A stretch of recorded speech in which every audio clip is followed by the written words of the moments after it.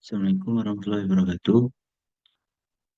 Perkenalkan, saya Muhammad Rizky dari Inzaghi dengan nomor induk mahasiswa 21041110010049. Baik, saya di sini akan menjelaskan integrasi hasil kajian risiko bencana ke dalam perencanaan tata ruang. Jadi di sini saya akan mengambil studi kasus Kota Palu, Provinsi Sulawesi Tengah. Selanjutnya, eh, itu ada pendahuluan latar belakang. Kajian risiko bencana menjadi instrumen penting untuk mengantisipasi potensi bahaya yang dapat mengancam keselamatan masyarakat dan infrastruktur. Selanjutnya ada tujuan penulisan. Yang pertama ada menjelaskan urgensi pengintegrasian kajian risiko bencana ke dalam perencanaan tata ruang. Yang kedua itu ada memberikan rekomendasi langkah strategis dan implementasi. Selanjutnya ada analisis kelembagaan. Yang pertama ada peran Badan Nasional Penanggulangan Bencana BNPB. Untuk peran utama BNPB di Kota Palu, yang pertama menyusun peta risiko bencana nasional, yang kedua ada dukungan teknis dan logistik, yang ketiga ada koordinasi antar lembaga, keempat sosialisasi dan edukasi masyarakat, yang kelima ada monitoring dan evaluasi. Dua itu ada peran Badan Penanggulangan Bencana Daerah, itu ada BNPBD. Peran utama BNPB di Kota Palu, yang pertama implementasi kebijakan penanggulangan bencana di tingkat daerah. Dua, koordinasi tangkap darurat. Yang ketiga itu ada tantangan teknis dan administratif. Yang keempat, edukasi dan kelibatan masyarakat. Yang kelima, ada moderator dan evaluasi kebijakan. Yang keenam, itu ada kolaborasi antar lembaga. Yang ketiga, itu ada kolaborasi dengan instruksi terkait eh,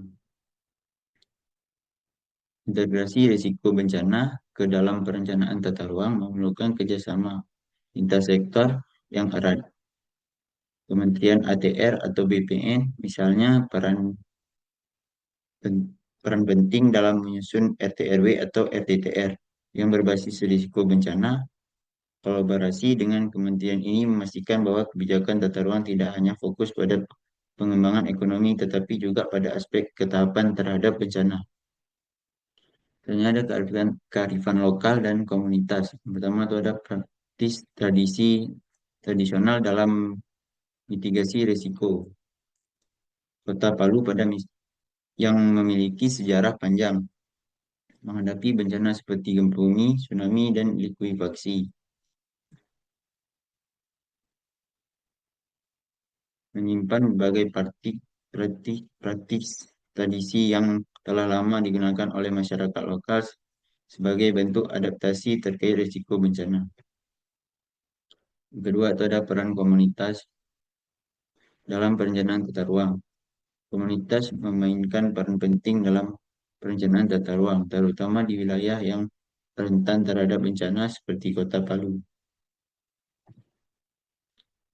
Misalnya saya mengambil studi kasus. Yang pertama memiliki studi kasus Kota Palu, ibu kota Provinsi Sulawesi Tengah, dimiliki sebagai lokasi studi kasus karena karakteristik uniknya yang menjadikan wilayah yang sangat rentan terhadap bencana. Jadi untuk kriteria sendiri, yang pertama kerentanan terhadap bencana, yang kedua ada proses perencanaan tata ruang yang sedang berjalan, yang ketiga itu ada dukungan kelembagaan, yang keempat kesadaran masyarakat lokal. Kedua ada deskripsi kasus.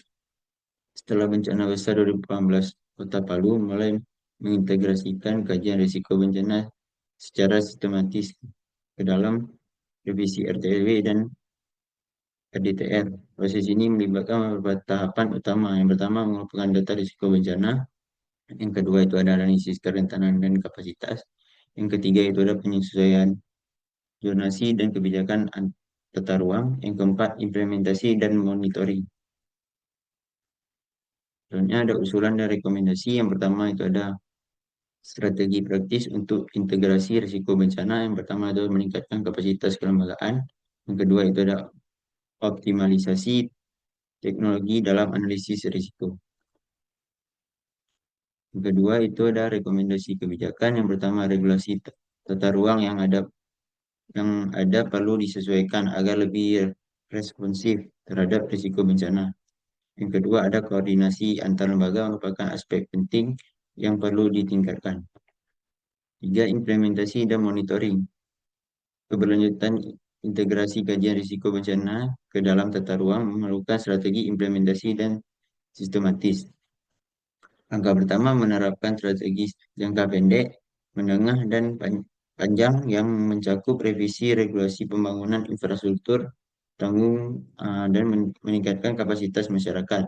Langkah kedua itu mengembangkan mekanisme monitoring dan evaluasi yang transparan. Selanjutnya ada penutupan. Itu yang pertama ada kesimpulan. Kesimpulan dari penelitian ini menunjukkan bahwa integrasi hasil kajian risiko bencana ke dalam perencanaan tata ruang merupakan um, langkah strategis untuk menciptakan kota yang tangguh dan berkelanjutan. Yang kedua itu ada saran. Yang pertama itu pemerintah pusat dan daerah perlu terus meningkatkan kapasitas teknis dan manajerial lembaga.